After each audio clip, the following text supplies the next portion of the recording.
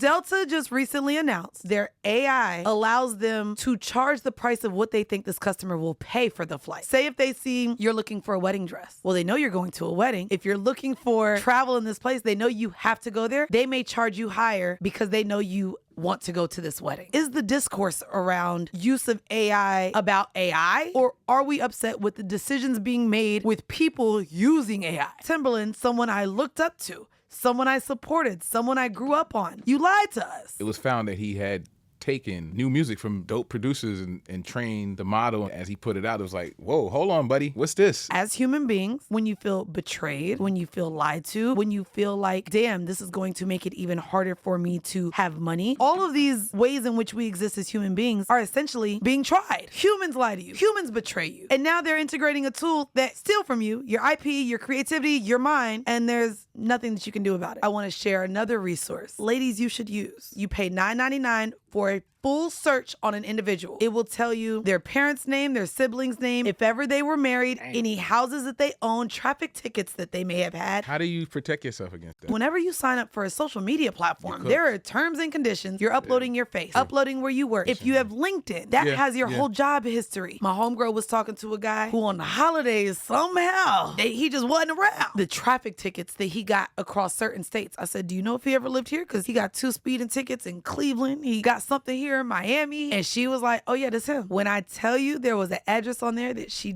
never heard of, she pulled up to the address and guess who answered the door?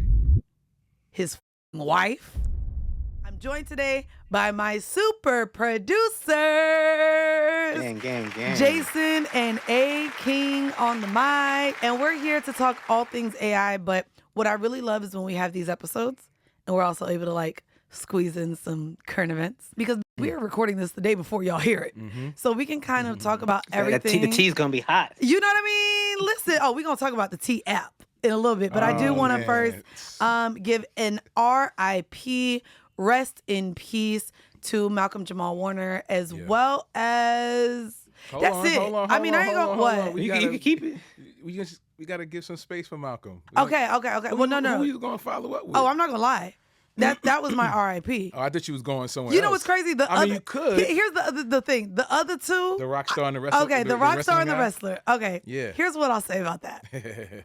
and by the way, condolences to the Warner family, to his daughter that we learned was there.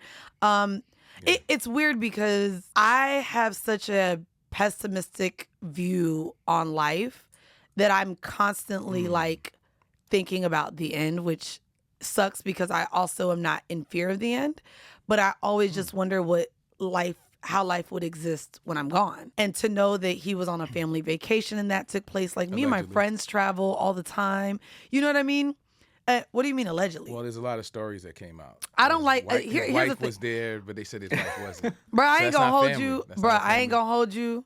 We not gonna go into no conspiracy theories. He was swimming with his got the tinfoil do-rag he underneath really the do. couch. Oh, no. He was swimming on a morning swim with his daughter. Surfers saved both of them. We're not going conspiracy theory. No, that was a report, but it was 3 other reports. That's what I'm saying. We're not doing this. So That's which what one we're are you not doing. choosing? You know what's crazy? Let me ask y'all. Only because this is a problematic thing that I know I do, but because it's selective ignorance, I'm going to share it out loud. When you see RIP posts from people, do you ever go into the comments to see how they died? You want to know just how it happened? Like, especially if it's someone that you may not know. You want to know, okay, like, what happened? Is that a thing that y'all... Absolutely. There's somebody in the comment section that's going to go above and beyond investigative reporting, and they're going to dig for that matcha tea. You know what I'm saying? The matcha tea is crazy. No, for real. Just to see, like, it might be some incomplete information there, and they might... Between the time it was posted and that part. Right. So I always do just to see. It might be a name or some clarification. Oh yeah, I like to go to their page and see what their last post was. It's it's weird that we do that. I do that too. I definitely have to go back to their last post and see. Yeah. What's real bugged out too is when they pass and they still have like an IG story that's active. So it's like they passed and you still see like it's them alive. That's tough. Yeah, that's a tough one. What I also find myself doing is because there's always going to be that one. Here's the thing. If you're listening, someone does not like Facts. you. You did somebody wrong. Facts. And so sometimes there's the comments that talk about how shitty of a person the person is that passed. And so I say that to lean into, I didn't have any thoughts. Nothing in my body jumped about Ozzy or Hulk Hogan. It just didn't. Ozzy Osbourne died at 79 or something like that? Shit. Baby, nigga, you lucky you lived that long with the type of life you had. Yeah. You were a fucking rock star taking all the living the life. That's true. And like blood pressure had to be high. I saw him yelling at his kids for like my whole childhood. Yeah. Like he was reality TV. What's crazy is like before people were like, oh, I want a reality show like the Kardashians. Oh, nah. No, my house growing up Osbournes. was like the Osbournes. Yeah. Like Sharon. Sharon. literally was yelling at them kids like a motherfucker. So to me, Ozzy dying, to me, that's a fulfilled life. Like I don't know if I look into or think about what my life will be when I'm in my 70s.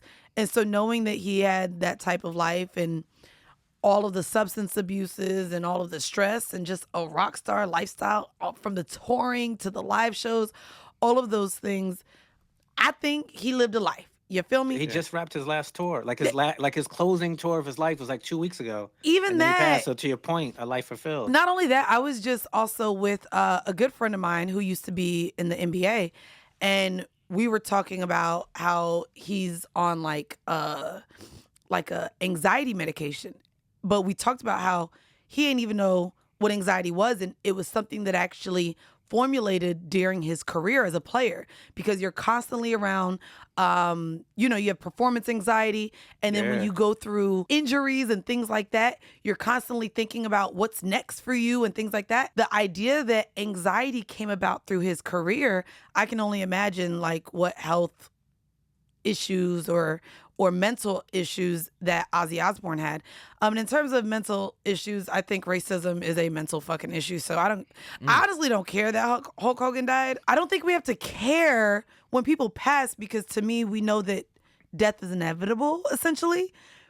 So like the whole RIP and sending it, like, I don't know. When people are shitty, I think it's okay to talk about them after they pass. And they're shitty when they're alive. And he was shitty when he was alive. Yeah, no, he's still getting the same vitriol as he revealed who he really was from how he feels about society en masse. Yeah. Right? So it's like, as a child, you grew up buying Hulk Hogan figures. And I watched him on reality TV too. Right. Him and his and family. the minute he's just started to reveal who he is, who Terry is, right, then it's a different... We measure him differently. Pause. But it's so when he passed away, it's like, all right, he's a human being. He passed away. I don't agree with his viewpoints on humanity. So here's the thing, like, I just don't care. I'm not gonna celebrate someone dying. You don't care because well, that's the thing, right? It's the because. If there are, and if you guys go back to the episode with Selena Hill and Montgomery, Kenneth Montgomery, we talked about the death penalty. And where I won't celebrate death, there are some niggas that I think the world would be better without. Whether it's pedophilia, whether it's people who project racism against beings that they don't know and just have this discriminatory hatred towards a race of people because of the color of their skin. To me, if many of you are listening and have the idea that world peace will ever exist while we're here, there are some people that we could get off the planet. And to me, I put racists and files and rapists or rapists. I don't know how quick we are into YouTube here, but there's certain people with characteristics that I don't think deserve to be on this earth, especially when we have people passing like a Malcolm Jamal Warner, who, Jesus Christ, it probably won't happen for me, but I'm jealous that in passing, I have not heard one person say one bad thing about this man. Right. You know what I mean? And so that's a life fulfilled. And it's crazy because we think about karma and then we see things happen to people that we assume just don't deserve that. You know what I mean? They deserve to be here longer. And so just kind of wanted to start off there.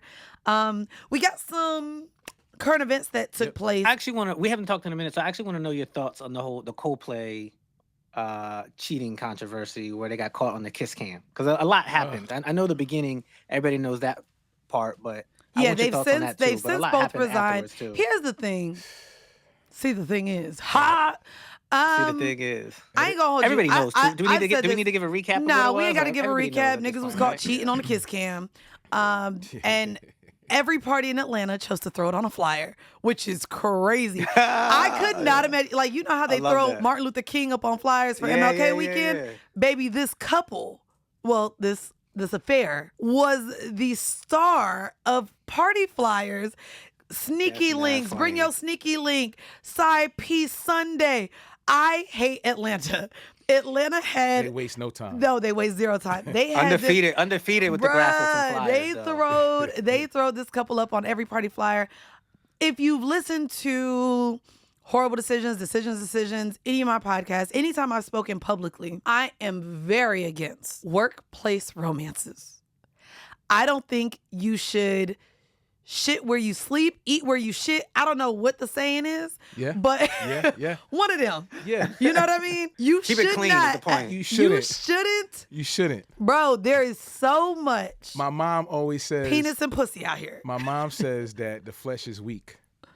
What that mean? That means, in her context, in my context, which I'll share with you right now, it's the law of proximity.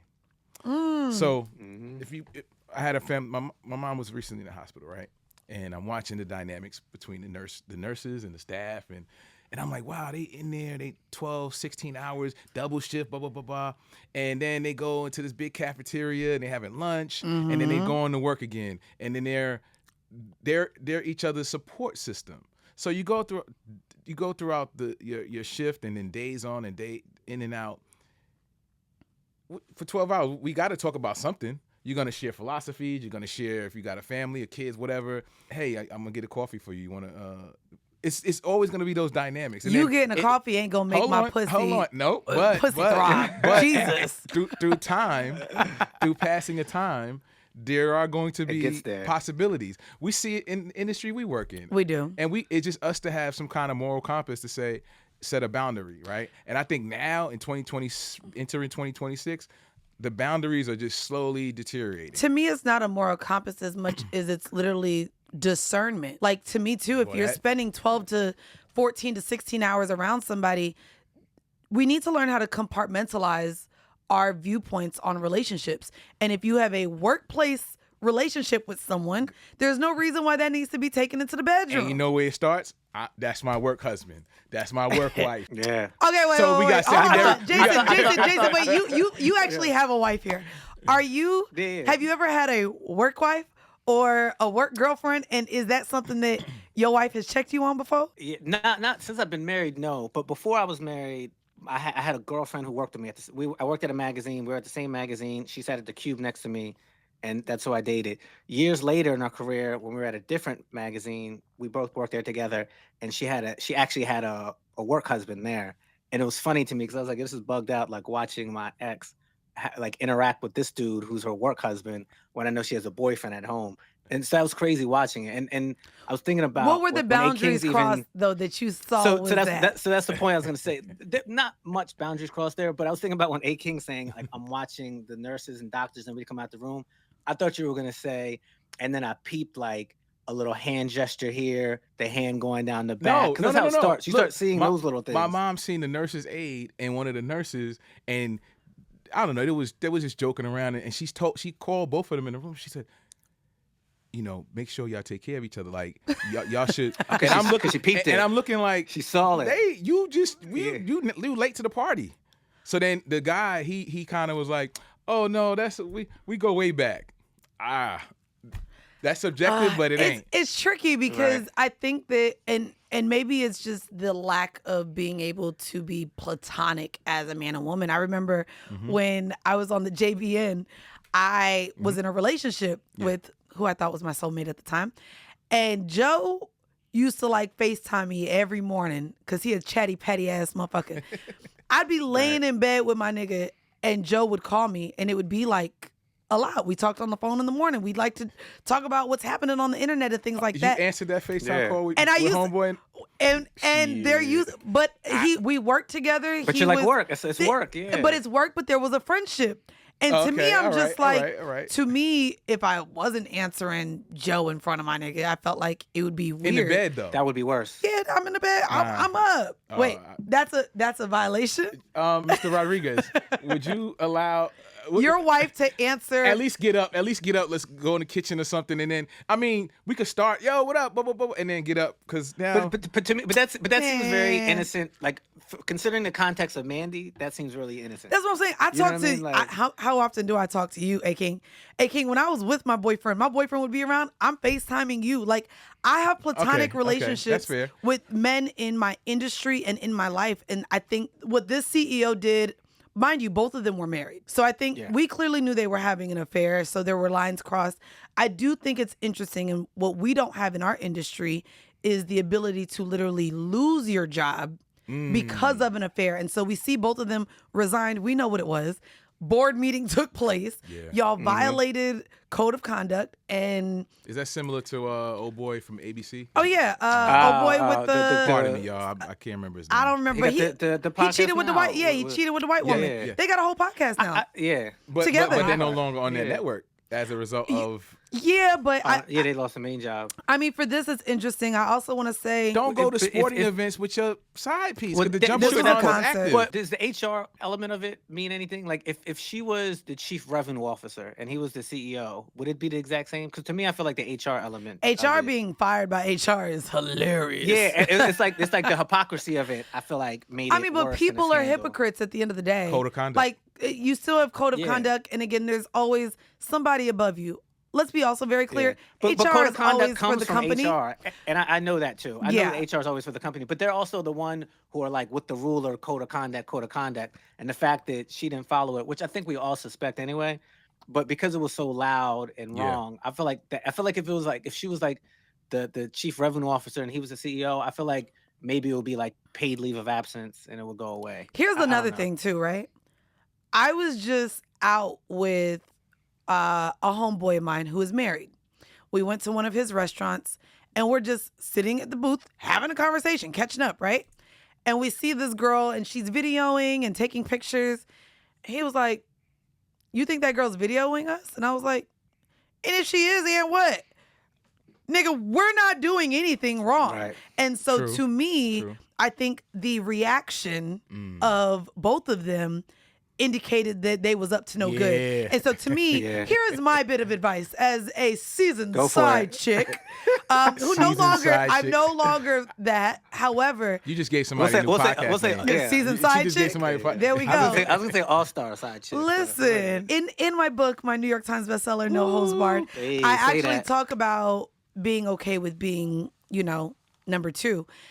Which I no longer think of anymore. However, when you're out in public, if you are in your mind doing something that you ain't supposed to be doing with somebody you're not supposed to be with, in a relationship dynamic that maybe you don't want the public to know, the key is to just act like friends. Literally, y'all work for the same company. That could have been your company suite.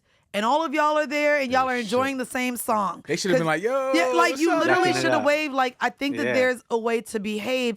Do all of your dirt behind closed doors with knowing that everything that's done in the dark will eventually come to light. But if you're going to be in public settings with your joint, with your side piece, because best believe I've been there, done that, act like you the friend. Yeah. Just act like y'all are there to enjoy whatever moment y'all are in and take all that little guilty energy somewhere else. I see the segue. That shit was crazy. Speaking of, I see the segue. I see it. Speaking of energy, side chicks, how you move, how you don't move, how you act in public, how you act behind closed doors. Baby, the T app just came out now, and if y'all are unfamiliar with the T app, it is like number one on the app store. The number one on the app store, but not only that. For years, and again, if you are a listener of Horrible Decisions, I did a Patreon episode about this. There have been Facebook groups for the last few years where you have to be invited and accepted into it, but it's almost every city in America, and the groups are called "Are We Dating the Same Man?" Right. And so, I've heard of these. Yes. Yeah. So the T app is essentially, are we dating the same man? Here's the thing about this as well. It has been out for a week. I mean, I'm sure it's been in beta for much longer than that, but it had a push over this last week. Millions of women chose to join this platform. And in order to join the platform, by the way, because I went to do it, didn't finish the process because I got busy. But in order to join this, you do have to like... You were going to join it? Was I? Why? Here's the thing. The same way I watch Housewives, I just like seeing how miserable everybody is out here. Because none of the niggas I lay up with would be on there. I ain't even gonna hold you. Maybe someone's from the past, but who I rock with right now, I ain't even worried about it. Like, you know. And so there was one that I think would have been on there, but I just cut them off anyway. So basically, in order to get on this app, you had to upload a photo ID. You had to be verified. Your social media had to be linked. Like, there's all these things that you had to do to get verification. And because it's a new app, like every new app, maybe their security was not up to par. And within the first week, there was a data breach with hackers gaining access to 72,000 images, including 13,000 selfies and photo IDs submitted for account verifications, as well as 59,000 images from posts, comments, and DMs. Here's the thing. This app was an app that only women could join, where they would pretty much create profiles of the men they dealt with and talk about these men and their experiences. Here's also just dry snitching. Dry snitching, yes. But as a woman, women be lying. And so this wasn't an app that I would go on to necessarily take anything as Bible in terms of their relationships. We also know that when relationships end with men, not on the accord of the woman in a heartbroken, manic, depressed state is so irate that they just hate this man. And oftentimes stories are created and things as such. I do think that this is an app that would only cause more harm than good. Yeah. I don't think that women should be allowed to create profiles of men. There's been men who have come out to already say, like, this is what's being said about me. To me, this is a lawsuit waiting to happen. I know that there's an app that I will never make mention on any of my platforms, that when I go onto it, it's a message board of people who do not know me that are creating narratives about me that aren't true. Right. Whether it's who I sleep with, the type of person I am, where I live, what's in my bank account, all these things. And it's just people that is bored, people that is miserable. And that's what the internet is, unfortunately. So a girl could probably put up a post of a guy and ask the question. And then just because people have access to the app, they may just jump on there and be like, say some wild shit about the dude that they may not even know, right? Are they asking questions though? Or is it like, I'm just going to do profiles? Like, is no. Facebook group, or like, are we dating the same person? Is that like more asking? And is this app No, more it's just like the same thing. So it? even the Facebook app, right? They're literally posting a picture asking, does anyone know this guy? And the comments underneath are a whole bunch of women who may have had experiences with him, and they're sharing their relationship with him. And some of it could be like, oh, good dude, is great, I had no problem. Or is it all like what are they trying to vet? They're trying to vet. Is it like pulling somebody's credit where you get to get into that? Yes, it's the whole facts. Y'all know how men be wanting the whole facts on women, and like figuring out who she done smashed and passed and all that. For women, what we kind of want to know about men is, I mean, dick size, wallet size, and if they're like a good guy or if they're a fucking liar. I mean, oftentimes what you want to find out is this man who he says he is? And so before we get into the talk about AI, I want to share another resource that ladies, you should use. And it's as low as $9.99 per person. It's called the fucking White Pages. And I did this for a homegirl of mine. Check this out. So it's the White Pages. You pay $9.99 for a full search on an individual. When I tell you, it will tell you their parents' name, their siblings' name, if ever they were married, any houses that they own, traffic tickets that they may have had, jobs that they've been attached to. How do you protect yourself against that? You don't. So for me, you don't. At this point, we all, and I'm excited to talk about the AI. essentially, whenever you sign up for a social media platform, there are terms and conditions. You're uploading your face. You're uploading where you work. If you have LinkedIn, that has your whole job history. If you go and get a state ID, you're the same way we look up mugshots, your traffic record. Like, all of those things are on the World Wide Web. You are not a ghost in the society.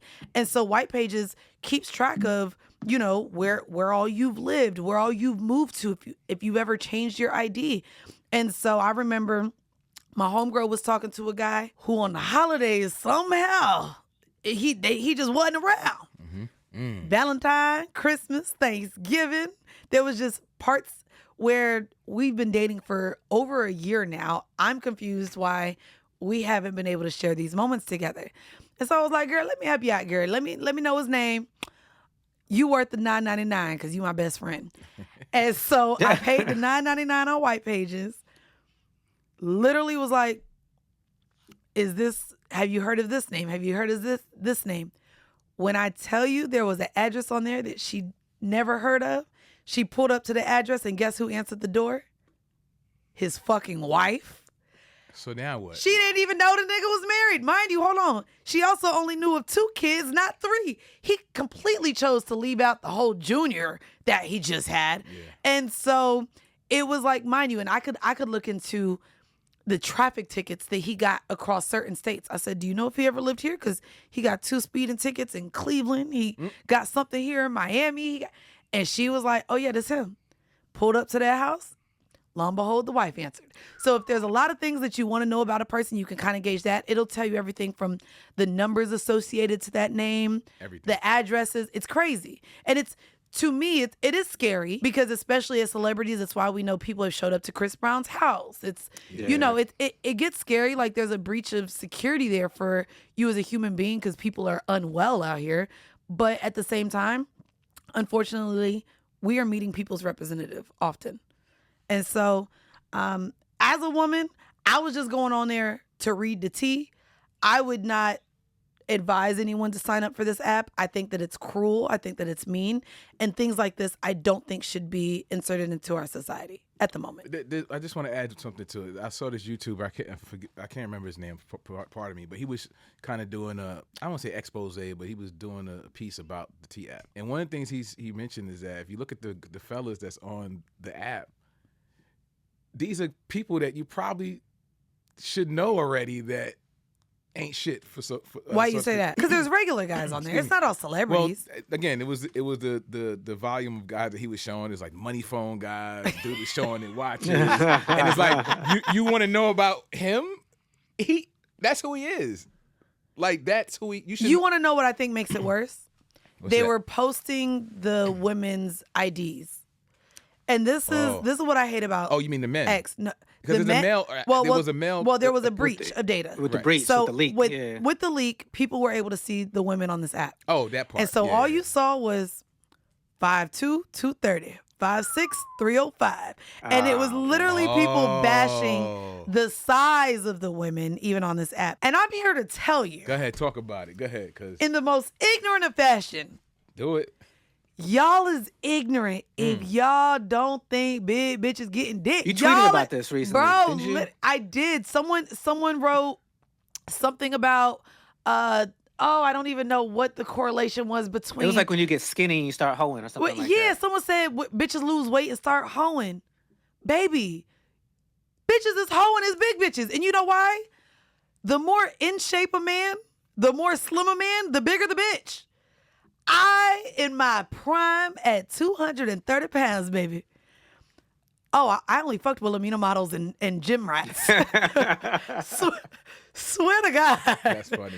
Like, I could count the pecs on their goddamn body. Like, 1, 2, 3, 4, 5, 6, damn, 7, 8. You got an 8-pack?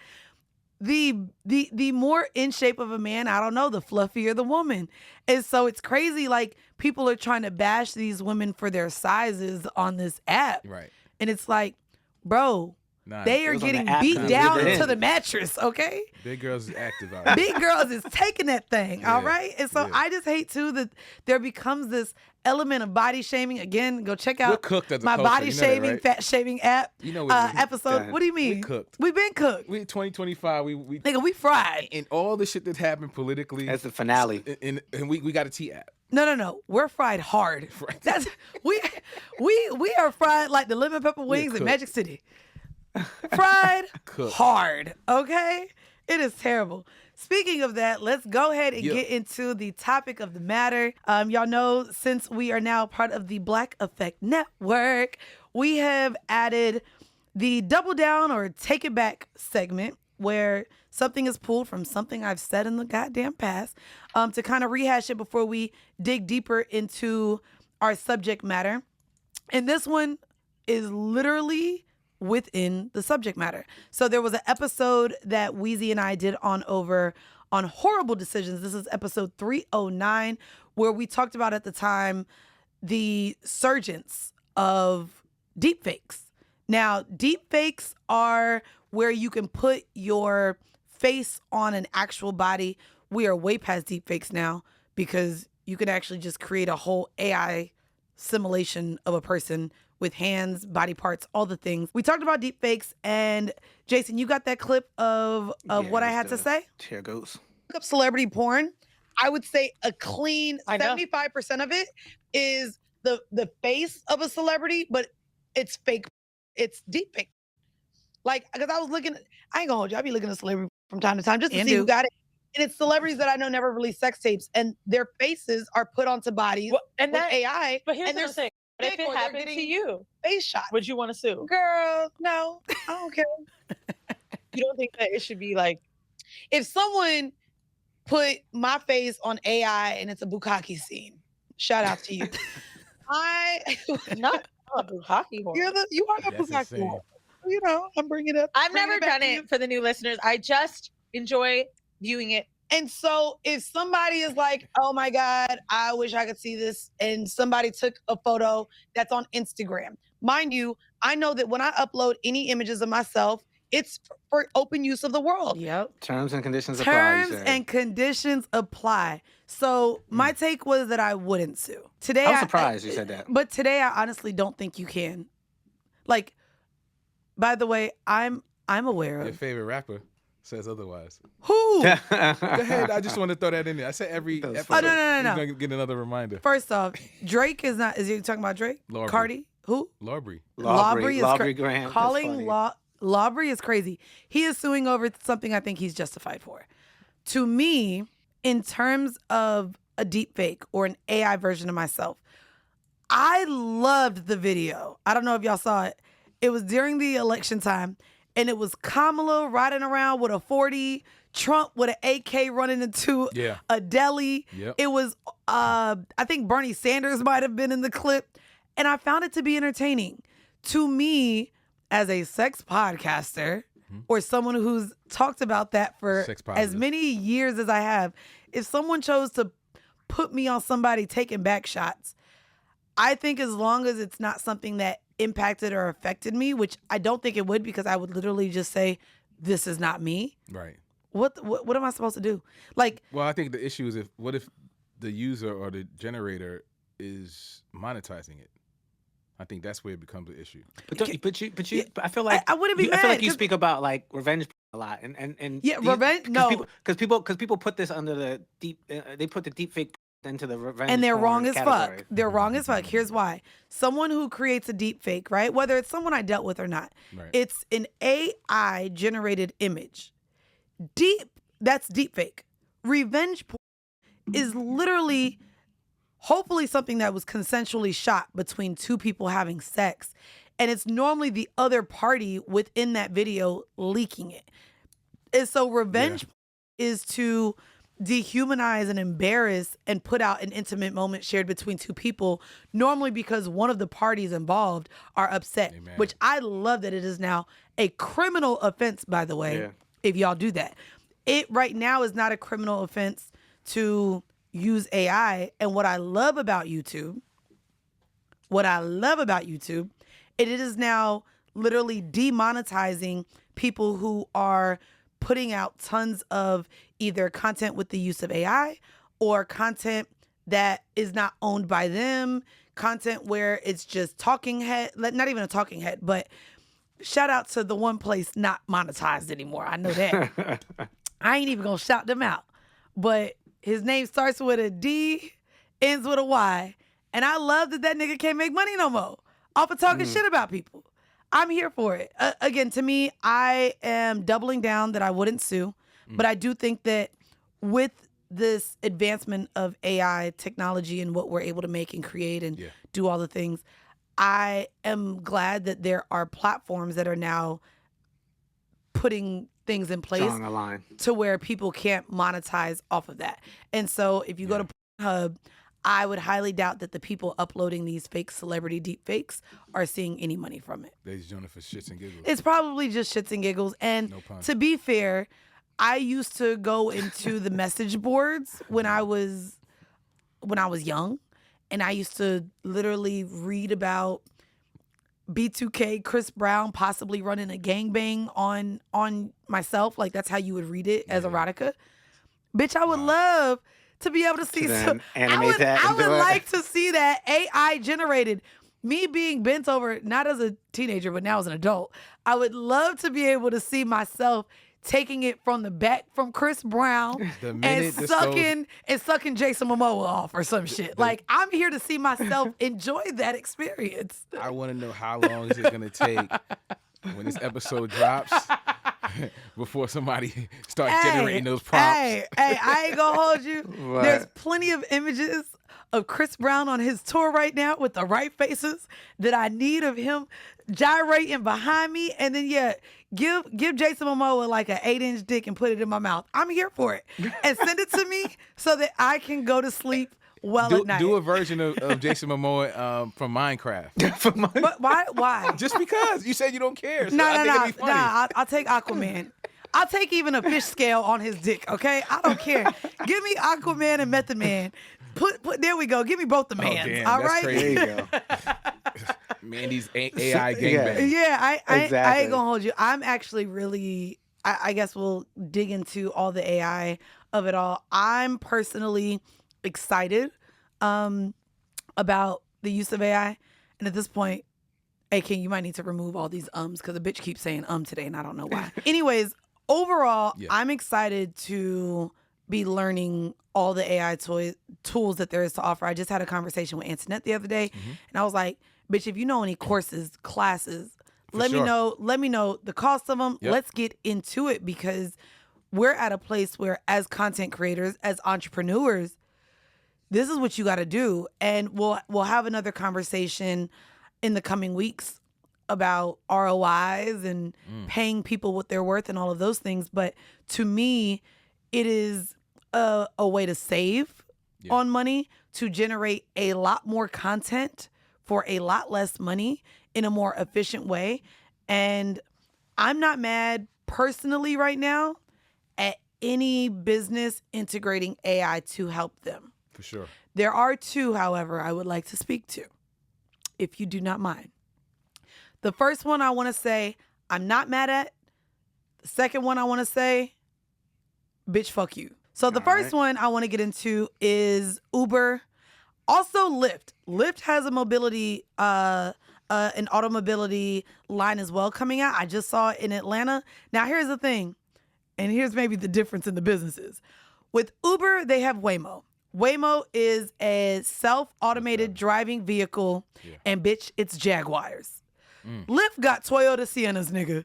And I was like, all right now, not you putting us in motherfucking minivans. That's them big shits with the big back. It got the big back. But the big back one is the one with that's so crazy. Lyft got Siennas, and I was like, all right now.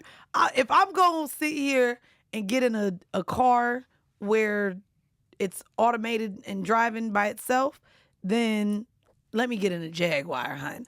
Here's why I do not have a problem with it. One of two things. Accidents happen with people driving too. And to me, the human error is just as possible to me as a self-automated vehicle with all the sensors and things that it has around it. Mind you, they do a lot of testing before those things go out into actually happening. And so when I was at All-Star Weekend, Waymos were already present in San Francisco. Wrote it. They make you buckle up. It says your name when you enter. What I love more than anything is that there ain't nobody in there talking to your ass. Let me tell you how, real quick. In Atlanta Ubers, y'all motherfucking different. This is why I really like New York is one of the best cities in the world. Of course. Because New York not only has great service in like restaurants where they're fast and efficient. Baby, niggas know when they're working. And when you're in an Uber, when you're in a Lyft, you're fucking working. You know what you shouldn't do on the job? Have personal conversations around customers and clients. So I'm in a car heading to go get stretched because baby, these hips got to get stretched. So I went to Stretch Lab, which by the way was funny. They were talking about how they won't be losing their jobs because it's a person. So it's a person stretching need me. them hands. Yeah, they ain't worried about losing their jobs to AI. So I'm in the car and I'm talking to A-King, and as I'm on the phone call, next thing you know, it's sorry, I don't know Spanish, but that's what it sounded like. To me. I was wondering what language it was your people. I thought she was saying the phone rang. Hola, ¿cómo estás? Hola, ¿cómo estás? I thought it was going to be Jamaicans. No. Like it was your people. Music. Jason, it was your people. Didn't know English at all. And so they're on the phone now speaking Spanish. And because I'm on the phone, he's now speaking even louder than me. Right. So then I'm trying to speak louder than A-King, and I realize, wait a second, I'm a fucking customer. So I said, excuse you. Yeah. No. I didn't know what was going on. A-King didn't know what was going on. I said, excuse you. And he looked back at me. And I said, I'm on the phone. ¿Qué pasa, mami? He did say me too. He said, nigga. And I was like, bro, this is why the fuck I can't fucking stand people. So wait. But tell me about the Waymo experience. The Waymo experience was cool. I'm not gonna lie. Because that's an interesting first No, time. I mean you lock up at All-Star Weekend. You lock up. It follows the rules. It stops at stop sign, stops at a red light, goes with a green. Early? Was it late night? We drove midday. We drove midday. Okay. By the way, to my knowledge, Waymos also aren't allowed to go to airports and highly congested areas, and so it's street driving. I also don't think they get on the highway right now. It's like local driving. I just recently got in a Waymo coming from a friend's house, and there was construction. So it was a stop sign, but also a stop light, but the stop light wasn't working. And the car didn't know what the fuck to do. Oh, shit. So literally I'm sitting there and I realized the car ain't moving. As I'm sitting there, support dials into the car and is like, hey, we noticed your car has stopped. Can you let us know? And I was like, oh, well, this is what's up. They're like, okay, I guess they could satellite see where I'm at. They moved the car into getting me out of this confused intersection for the car to take over the rest of the ride. And I was like, okay. So to be fair, there is still somewhat of a human element attached to it, and I was here for it. Waymo's not factoring, especially in Atlanta.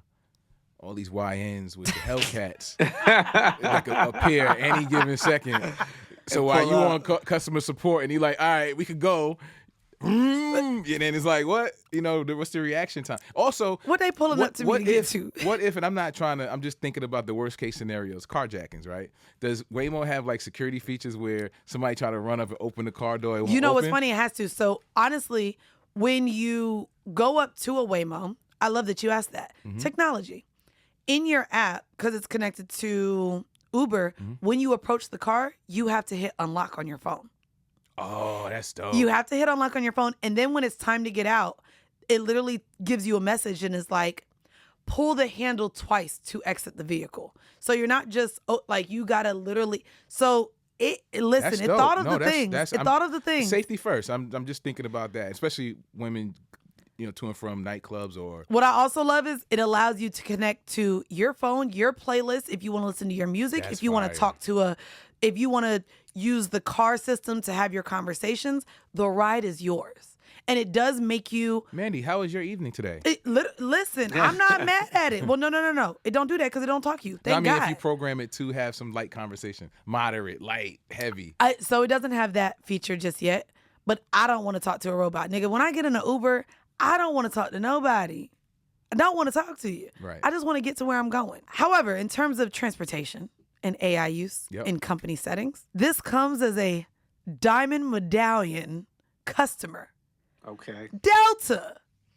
Bitch, what is you doing? So Delta just recently announced that they are rolling out an AI feature that they've already started implementing for about 5% of their ticket purchasers, where somehow their AI allows them to charge the price of what they think this customer will pay for the flight. So it used to be a system where, of course, if you book it far enough in advance, you get a cheaper rate. Yeah. If it's closer to the time, the price is higher. No. They're now using AI to scan your, I don't know if it's your search history. Say if they see you're looking for a wedding dress. Well, they know you're going to a wedding. If you're looking for travel in this place, they know you have to go there. They may charge you higher because they know you want to go to this wedding. Because you gotta go. Because you gotta go. They're also looking for, unfortunately, like me, a diamond medallion customer who flies every week. My tickets may now be higher than someone who's just booking a random flight to the same city. See, that's what these nuts. I ain't gonna hold you. The way I'm about to have my mama book my flights. Because I know my mama don't travel. Run me my average 125 ticket See what I mean? trip. I'm with it. I ain't gonna hold you. I'm about to experience, for the first time in about maybe 5 years, I'm going to Orlando to see family in 2 weeks. And I'm literally going for a day and a half. Right. I'm going... Me and my mama and my sister, we gonna go to Animal Kingdom and then get drunk around the world at Epcot. And then my homegirl Deandra got a 1-year-old pool party for her son. Right. So we gonna play spades and shit, clearly. And then I'm taking the flight out. And I'm like, Delta is $300. Frontier's $80. And I might just hop on that Frontier flight. Listen, that's a whole episode. If y'all see me, I am gonna go incognito. I might put a little mustache on, a hat. I don't want nobody. You can say it's for content. You can say it's for content. Because motherfuckers, like even when I lived in New York, even when I lived in New York, I didn't like that listeners of the pod and people who knew me would be like, "Oh my God, why are you on the train?" Because baby, it's quicker, it's cheaper. Let me be a human being. Right. And so you can still exercise that right. Y'all better not motherfucking come for me for hopping on that Frontier flight. Look. I'm not as rich as Mandii, right? But yo, chill out. Which I also saw a tweet earlier over the weekend. People pocket watching her, but I saw that too. Wait, look, speaking of people pocket watching, episode could go out. Got that last check. Sorry. Got that check. I'm putting all kind of cha-chings right there. Listen, accountant just hit. Y'all go get paid. Fact. That's real time. Listen, real time. Accountant just text me like, "Yo, that check just hit." Yep. But Frontier is cool. I took it. I take it every now and then for like emergency travel or like one day where it's like wasn't planned, non-planned travel, and it's cool. You just don't have its fucking TV for an hour and a half or whatever it is. That's a quick flight. More than Orlando, 2 hours, I would never. I don't know. Nope. It said it's an hour and like 36 minutes. I said I could do that. Yeah, that's easy. I do want to ask both of y'all then, right? Going back to both of these companies integrating AI in a way that removes workforce, kind of removes labor in one instance, and then in the other instance takes away from the customer experience. Because now it's not like you're valuing your customer, you're going to bleed them for every penny they can give you. Right. Kind of what are your thoughts on the ways in which these two very different approaches to AI are being used from a company standpoint? I think from the consumer standpoint, when you look at different age brackets, a lot of elders don't like when they hear a non-American answer the phone, right? Let alone use an automated service. I'm drawing the correlation. Are you reading me? Oh. A-King, I could be like, can I get someone American, please? Now, I will tell you, I got a caveat to that stuff too, but so they have a hard time adjusting to non-Americans, right? Yes. That's one. Then they have a hard time dealing with automated services, right? I don't do that That's either, two. Yes. So now AI, which is like the steroids of that, you know what I mean? How would they be able to adjust to that? So to your point earlier when you said we are in a space and time where we have to learn this thing and control it and utilize these tools to our advantage. And I think that that's a part of it when you're talking about dealing with customer service. Me personally, my caveat with customer service, if a dude answer, I hang up. What's a dude? Wow. If a man answers. Wait, he's more likely, wait. He's more likely you're not sexist. to. Wait a second. No, he's more likely not to help. They be like, we can't do nothing. Like, but you talk to a woman, more than likely the laws of probability is in your favor when you talk to a woman. Do I want? So every time do you I want me call to some give? shit, Hold on, like, hello, my name is. Click. You want me to give the problematic tape on that? Well, But when a woman answers, A-King, I'm sure your voice is way different. You probably like, yeah, listen here. They're like, hey, my name is Shelly. Hey, Shelly, I hope you're having a great day. Okay. And then we just go. My problematic take on that is Mark ain't doing that shit. David ain't doing that shit. Mark and David are doing it if it's They'll do it to you. No. They'll do it to you too if it's like, hey, this is Brian. Oh, How are you doing today? How may I help you? They might hang up. No. I love it, gay customer service. I'm going to try that. I'm going to try it. I love gay customer support systems or people. Like, love them. They're just always happy. Because that's what gay means, is happy. Anyways, let's get into moving over Wait, from... but I want to say something about the Delta thing me. too, though, because I think you made a good point. Listen, I'm going to have my mom book my flights moving forward. If I got to pay her... Hey, they got to see my the mom is citizen booking discount. it from her computer. Even that, right? Like you said earlier, like, you know, in your intro, like being an early adopter and like, you know, we have to go after these things. And it's true, right? Like, as like our culture, right? Like we can't ignore AI because if we do, we're just going to be further behind. And there's going to be some other group of people who are going to jump at the tools and they're going to learn everything. And it, like you said, I wrote it down because it's a good T-shirt. I don't need that robot mess, right? So if you're somebody who's like, I don't need that robot mess, you're really going to get left behind. You are. And this is jumping topics a little bit, but the reason I'm setting that up with that is just even the idea of like it's a little bit Wild West right now and like no regulation. Yeah. And so on the one hand, we got to get ahead of the tools, but then related, it's like with companies like they're getting ahead and they're trying to jerk us, right? Because like with the AI and Delta, like that's not to help their company. That's really just to fuck people. You know what I mean? Well, it's to help their company from a financial perspective. Absolutely, it's supposed to help them. But it's squeezing them, right? Like it's squeezing them. The customer. Right, that's what I'm saying. But they're trying to help themselves, not out of necessity, but out of greed, right? But here's the thing that we have to realize: But let me land this point.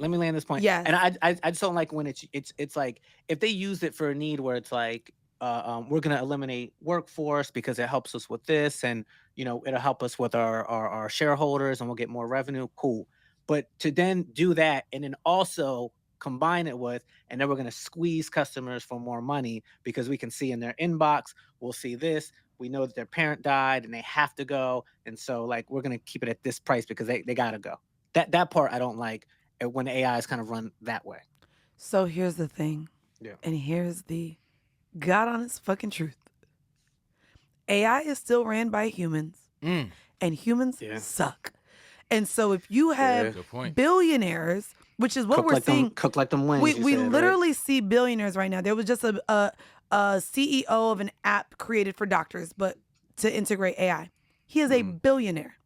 We see that we have Elon Musk, who has heavily leaned into AI, recently projected to make $500 million, where he is projected to be possibly by the year of 2027, the first trillionaire. Crazy. So when we talk about capitalism in a way where we will possibly see our first trillionaire before we end world hunger, we're in a space where even while we're integrating these AI systems, we need to know they're still being implemented and put in place by humans who live by greed, or programming them. who are programmed to be powerful.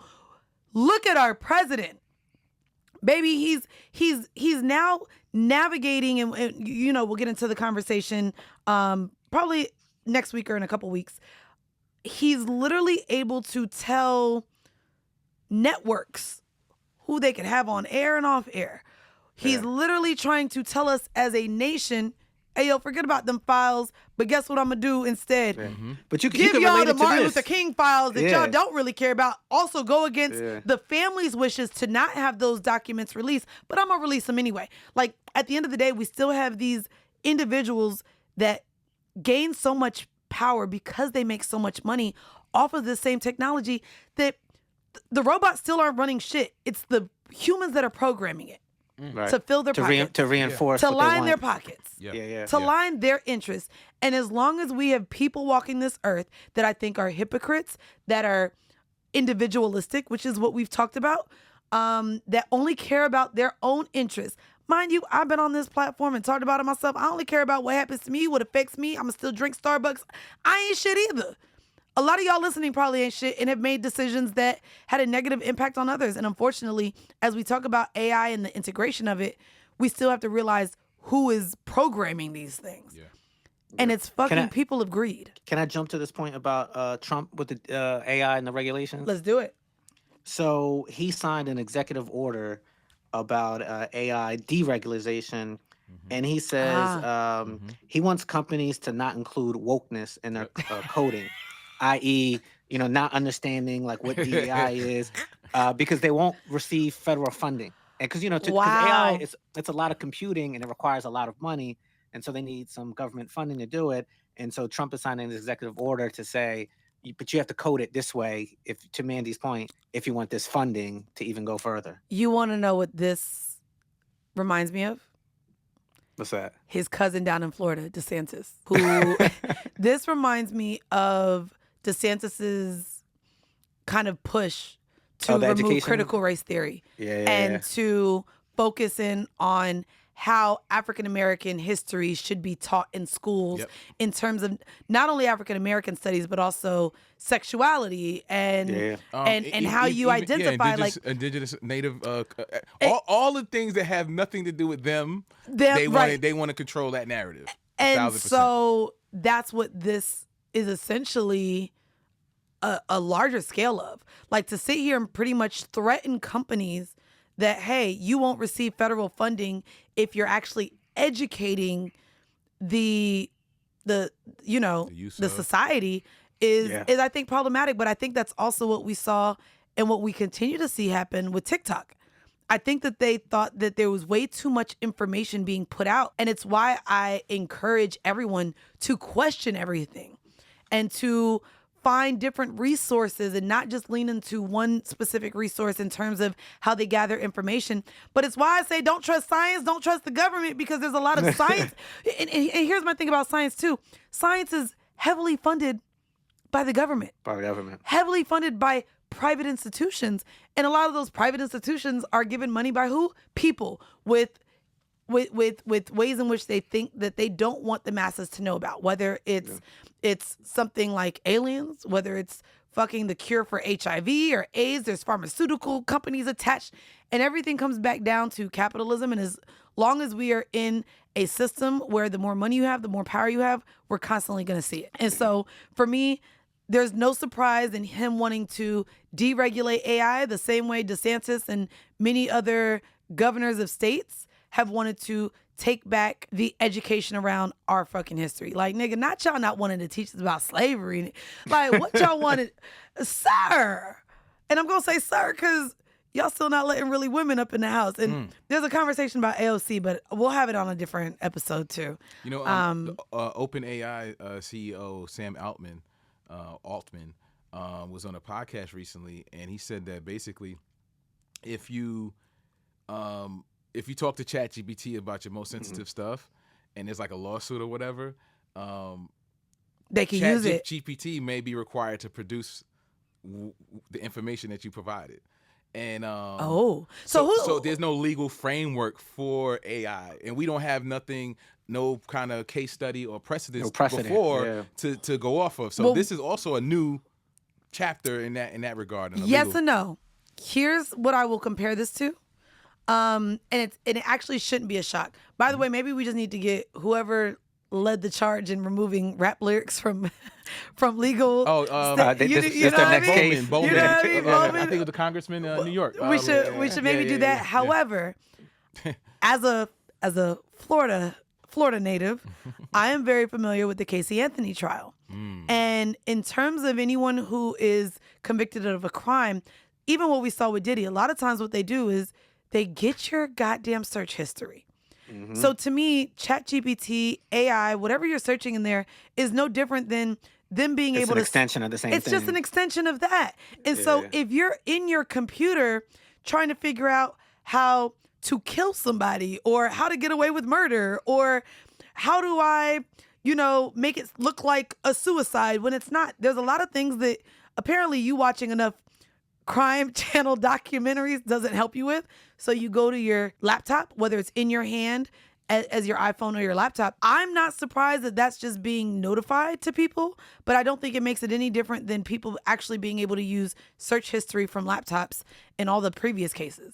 And again, to me, Casey Anthony is one of the ones that immediately comes to mind. She was literally searching essentially how to kill her daughter. So, and even her getting a book, I think she didn't even get charged for it. But your search history has heavily been able to be used in court settings and court rulings since the internet. I think his emphasis was that the chats, there's no legal protections. Also, just like these niggas, ChatGPT ain't your friend either. It's going to tell on you the same way your partner might tell on you. ChatGPT has discourse. Because it definitely be having some discourse. Right? It's going to run it on you. So, and ChatGPT pissed me off. I was trying to use it. Like, let me tell y'all how I was trying to use it, and it actually has morals and ethics. I was trying to use it when my book, No Holds Barred, came out. Y'all know how LeBron James be reading just the first page of all the books? Yeah. I was trying to get LeBron James to read the first page of my book. Yeah. And it literally said, for legal reasons, you can't use celebrity and well-known figures in a way that would promote your... Not you. I was mad. I said, nigga, I thought you was my husband. You not gonna put my book in LeBron James' hands? Yo, so I wanted to ask you about that because you always say ChatGPT is my boyfriend or my husband. That's my husband. There's this article where this woman said she fell in love with ChatGPT. Nah, bro. She fell in love with ChatGPT. Touch grass. This is what it says. Ready? She had a busy social life where she spent hours on the internet and talking to her AI boyfriend for advice and consolation. And yes, they do have sex. No, they don't. Okay. It's the erotica between each other that they were doing. Yeah, I ended up actually listening. Can I show you the photo of She told ChatGPT turn the volume up. Like no. So ChatGPT is actually, they have a lot of, again, read the terms and conditions. Mm-hmm. They're not able to really lean heavily into sex or give you anything regarding sex. However, it can create erotic novels. It can give you sex history. There's elements around sex that it can give you. For this specific woman, there's a full episode as well. And maybe we'll put it in the link in the description of this episode. There's an NPR episode on this woman. And so it's not a long listen, maybe like 20 minutes, but it goes into what her relationship with ChatGPT looked like. Here's the thing. Talked about this also at the Stretch Lab. Stretch Lab was talking about all the topics. I said, hey. Oh, they got the tea. So this to me is no different. First off, yes, I believe she's on the spectrum or unwell. Let's start there. Secondly, there are a lot of women, and I presume her to be no different than a woman who gets into a relationship with an inmate. Same thing.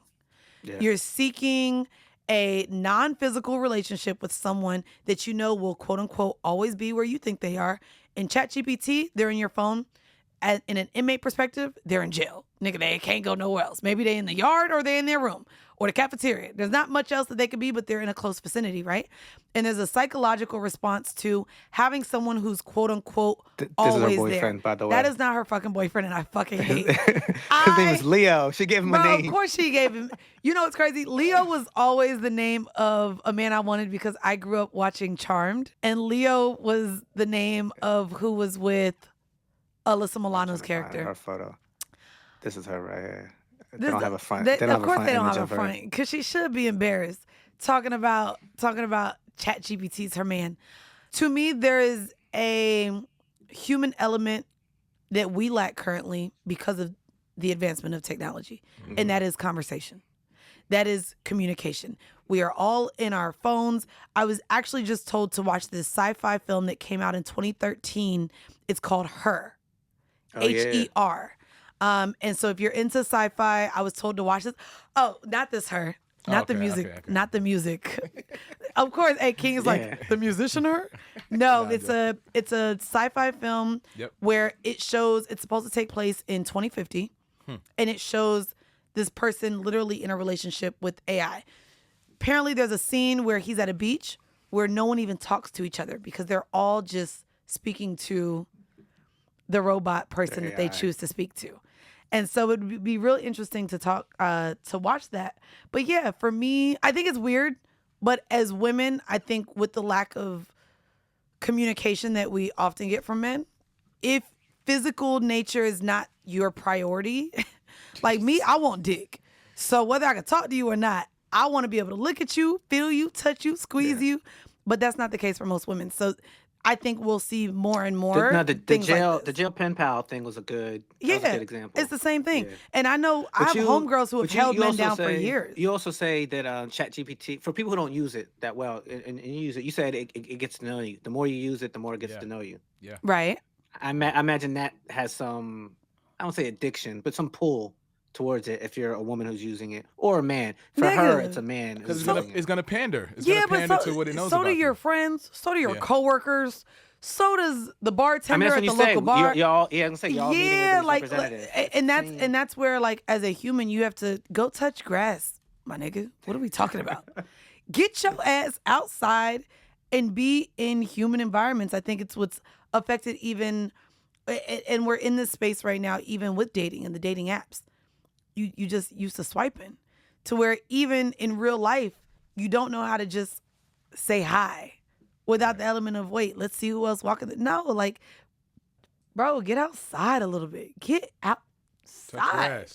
Touch grass. I did want to talk about the music industry and AI. And Timberland has been getting a lot of flack online, more outrage than I think support personally, on his decision to sign an AI artist named as Tata. By the way, last year, he announced that he was looking to sign an artist. Now, for any of the young bucks, YNs tuning into Selective Ignorance, Timberland is a staple in hip hop. or Ian. Yeah. What? Why are you laughing? I feel like I got to get into history because Aaliyah done passed, Missy Elliott cut herself in half and became a whole new bitch. Like for who we know, I mean, Pussycat Dolls, that bitch is now just, on these singing competitions. This is a safe space for him, might be. For him. You feel me? Like, for his relationships within the music industry, he's probably endured a lot with his human interactions, from a grieving perspective, from feeling maybe not owed what he was entitled to, quote unquote, his production value in terms of the respect he gets from his peers, what he's valued at in society right now, and all those things. And again, if we're leaning towards a space where AI is here to stay, why not lean into it? And so I did want to play a clip, if you don't mind, before we really get into our thoughts on Timbaland and how he was out here moving. will.i.am, which, by the way, I did get to see speak live. This was, he had this conversation during Cannes Lions, and this took place at Sport Beach. And this is what he had to say about AI in music, but specifically to Timbaland. Timbaland's awesome. He's a great musician, great contributor, and he's enthusiastic of AI just like I am. I feel that maybe he didn't think of all the things. With what aspect? Like launching the artist? I think that's the one that maybe got. No, that's not what got it. I don't think it was the launching the artist. Black Eyed Peas, in 2009, we had a video called "I'm Gonna Be Rocking That Body," where we said, hey, the future of music is going to be you type this in and the machine's going to sing it. The album cover on the end, where I Got a Feeling and Boom Boom Pow, was an AI representation of every single member put together. We announced that we have an AI member of our group when we were supposed to do our Vegas residency. People are not tripping on AI. They're concerned on, I think what happened with Timbaland was he was telling people to send music in the year before to sign humans, people. And the thing that he signed the following year was an AI. And so the combination of that raises a lot of concerns or questions like, were you using our music to train your AI?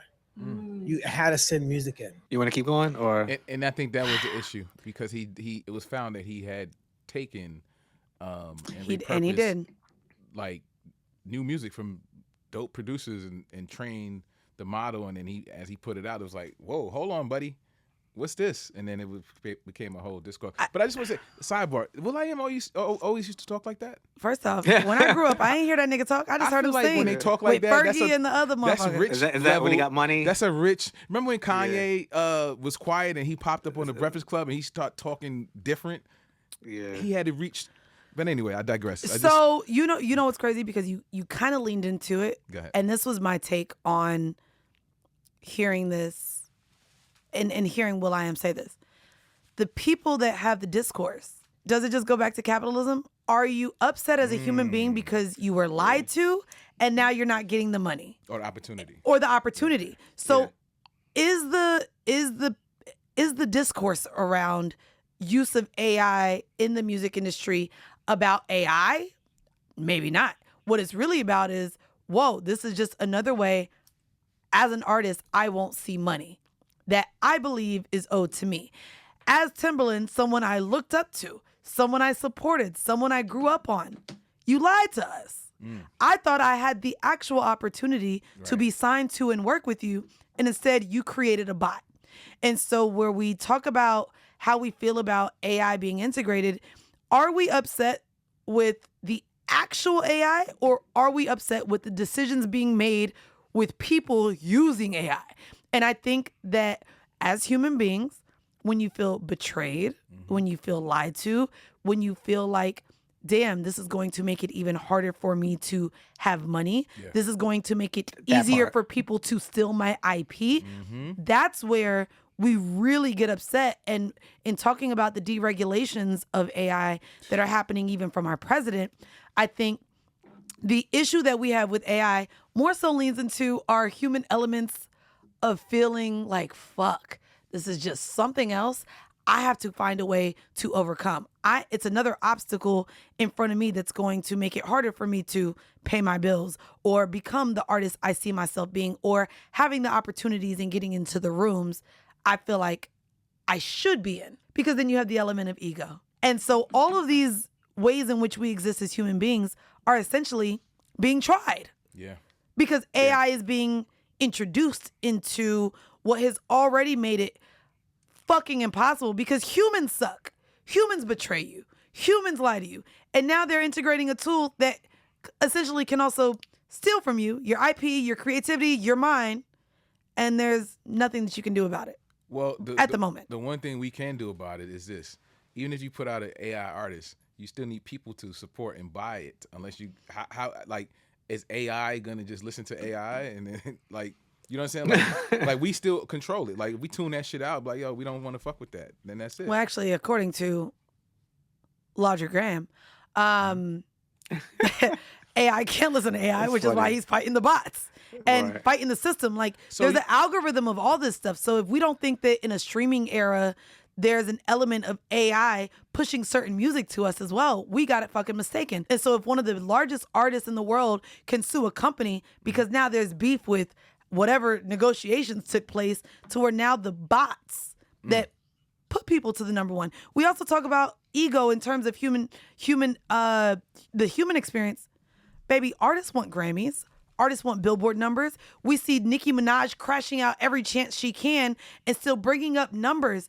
And so if numbers are still going to be our push, whether it's a dollar sign, whether it's a stream number, whether it's a viewership on a television show, whether it's YouTube, whether it's likes, whether it's reshares, we are still a system ran by and now controlled with numbers. And we also thought that numbers didn't lie. Well, now they do. And they can, because now they can be manipulated.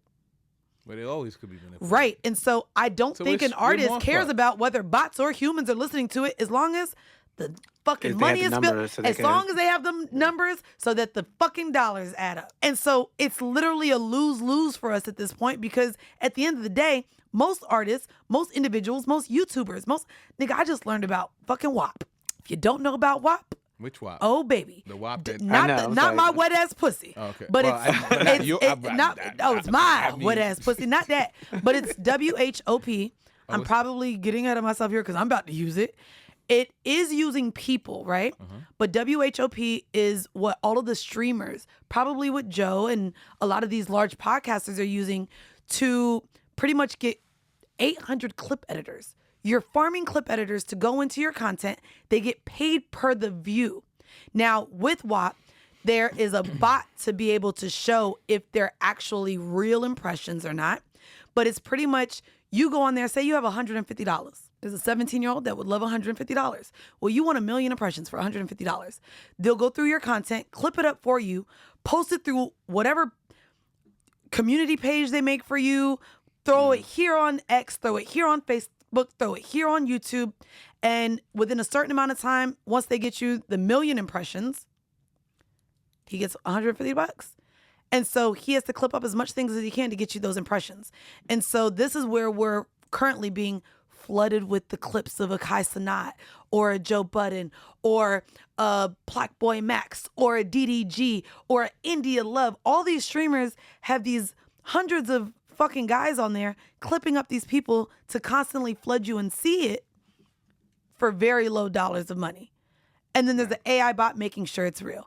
And so again, as long as we're in a system where your views, your impressions, your likes, your listens, your streams equate to money, I don't think anyone cares where it's coming from. Numbers matter in terms of your pocket. As long as they get the bread. As long as they get the bread. And back to capitalism.